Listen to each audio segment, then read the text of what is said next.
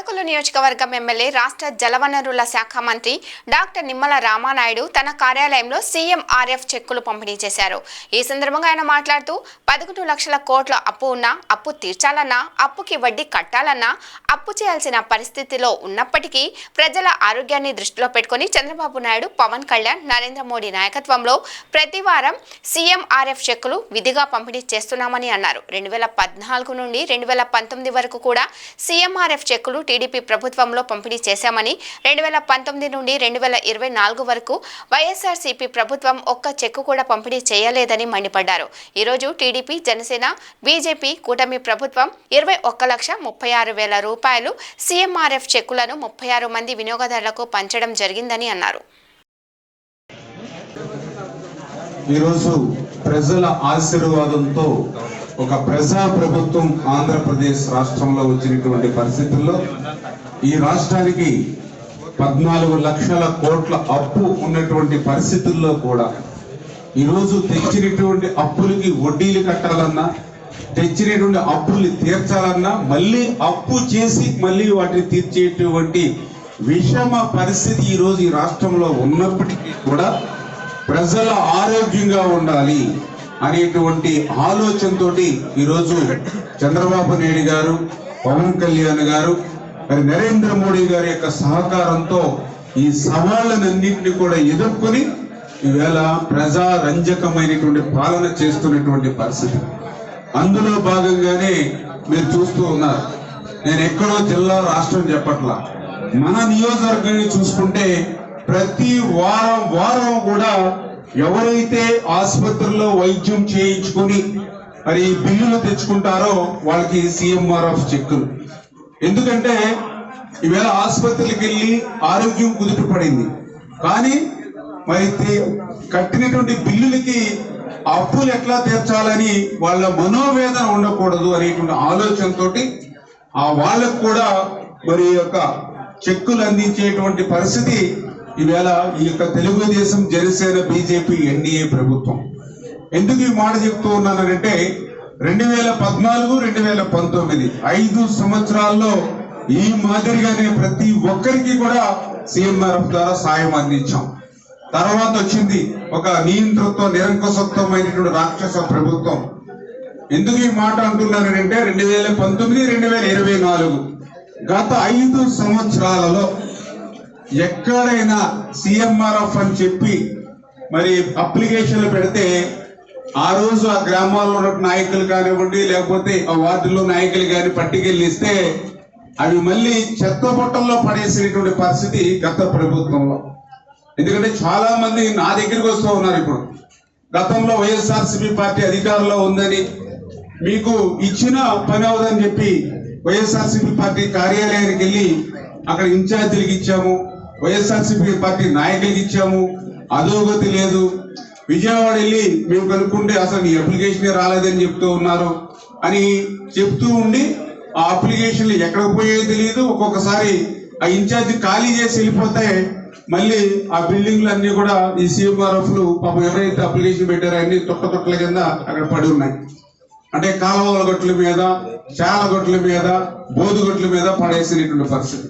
కానీ ఈరోజు గ్రామంలో ఒక తెలుగుదేశం, ఒక జనసేన, బీజేపీ నాయకుడి దగ్గరికి మీరు వెళ్తే మిమ్మల్ని మా దగ్గరికి వెంట పెట్టుకుని మీ కష్టాలు చెప్పి ఆ అప్లికేషన్ మీరు మాకు ఇస్తే దాన్ని మళ్ళీ మా ఆఫీసులో స్క్రూటినీ చేసి ఇవన్నీ మేమే మోసుకుని వెళ్ళి మళ్ళీ అక్కడ అమరావతిలో మళ్ళీ ఆ సీఎంఆర్ఎఫ్ కార్యాలయంలో పెట్టి మళ్ళీ అక్కడ అన్ని కూడా మళ్ళీ వెరిఫికేషన్ అయిన తర్వాత, మళ్ళీ శాంక్షన్ అయిన తర్వాత ఆ చెక్ను కూడా మళ్ళీ మేమే తీసుకొచ్చి మళ్ళీ మేమే మీకు ఫోన్ చేసి మీకు రమ్మని మీకు ఇక్కడ మంచి టిఫిన్ పెట్టి టీ ఇచ్చి మళ్ళీ మిమ్మల్ని గౌరవించి మీ చెక్కు మీకు అందజేస్తూ ఉన్నాం. అంటే ₹1 ఖర్చు లేకుండా, ₹1 పెట్టి టికెట్ పెట్టుకుని అమరావతి కూడా ఎక్కడికి పోనవసరం లేకుండా, మీరు ఎవరి చుట్టూ తిరగనవసరం లేకుండా ఒక్కసారి ఆఫీసులో అప్లికేషన్ పెట్టుకుంటే మళ్ళీ మేమే అన్ని కూడా మీ తరపున మేము పని చేసుకుని మళ్ళీ మీకు చెక్కులు ఇస్తూ ఉన్నామని అంటే ప్రజల పట్ల ఎంత బాధ్యతగా వ్యవహరిస్తూ ఉన్నాము.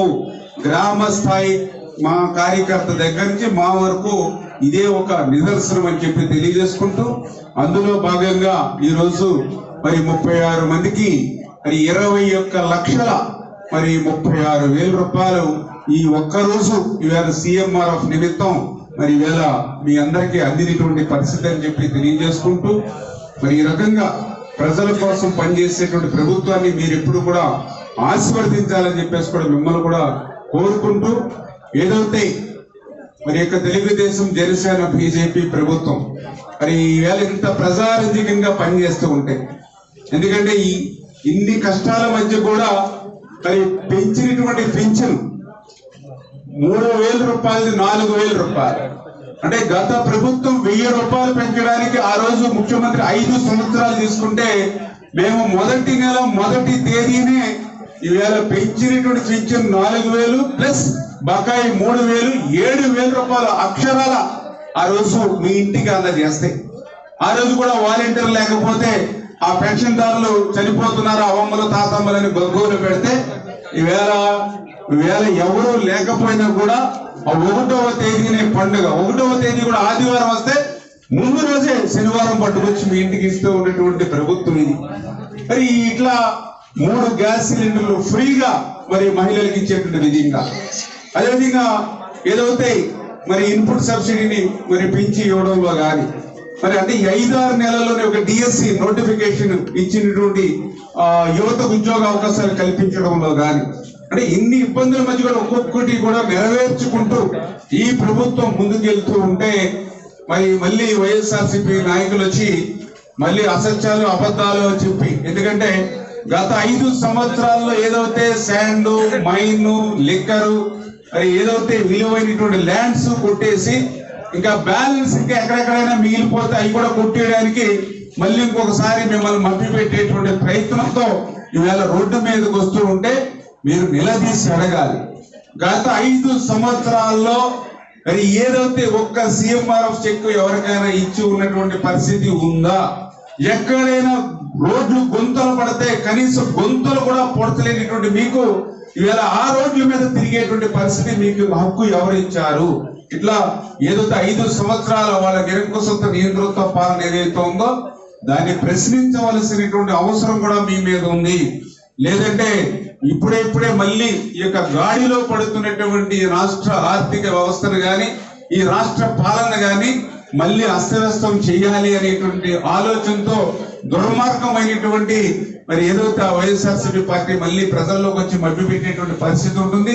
దాన్ని చాలా జాగ్రత్తగా ప్రతి ఒక్కరూ కూడా గమనించాలి. మళ్ళీ ఆంధ్రప్రదేశ్ రాష్ట్ర భవిష్యత్తుని తెలుగు జాతి భవిష్యత్తుని కాపాడుకునేటువంటి బాధ్యత మీ అందరి చేతుల మీద ఉంది అనేటువంటి విషయాన్ని కూడా మరొకసారి మీ ద్వారా అందరికి కూడా తెలియజేసుకుంటూ రాబోయేటువంటి రోజుల్లో కూడా మరి మేము కూడా ఎక్కడున్నా కూడా ఈ రోజు కూడా ఒక జలవనరుల శాఖ మంత్రిగా ఉన్నా ఎక్కడికి వెళ్ళినా కూడా నా నియోజకవర్గం పాలకొల్లు నన్ను గెలిపించి ఆశీర్వదించిన నియోజకవర్గం అని ఎన్ని పనులున్నా ఎక్కడున్నా కూడా ఇప్పుడే చాలా మంది పేషెంట్ కూడా చెప్తూ ఉన్నారు మేము ఇంపీరియల్ హాస్పిటల్లో ఉంటే మీరు 2 సార్లు ఫోన్ చేశారు, తర్వాత మీ PA గారు ఎప్పుడు కూడా మానిటరింగ్ చేస్తారు, మళ్ళీ ఏదైతే ఆ బిల్స్ చేసినప్పుడు కూడా మళ్ళీ మాట్లాడారు అని ఇట్లా ప్రతిసారి కూడా ఇప్పుడు తీసుకున్న వాళ్ళందరూ కూడా చెప్తున్నటువంటి పరిస్థితి.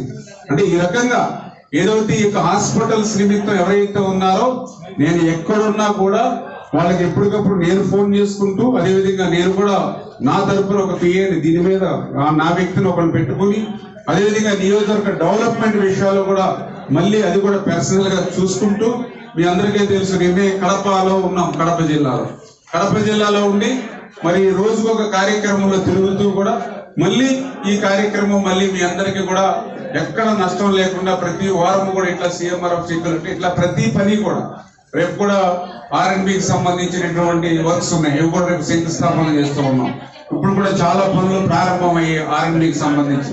అంటే ఇట్లా ఎక్కడ ఏ పని కూడా లోటు లేకుండా మరి పనులు చేసుకుంటూ నియోజకవర్గాలు కూడా ముందుకు తీసుకెళ్తూ ఉన్నాం. అందరూ కూడా సహకరించాలని మరొకసారి మీరు అందరికి కూడా తెలియజేసుకుంటున్నాం. Thank you.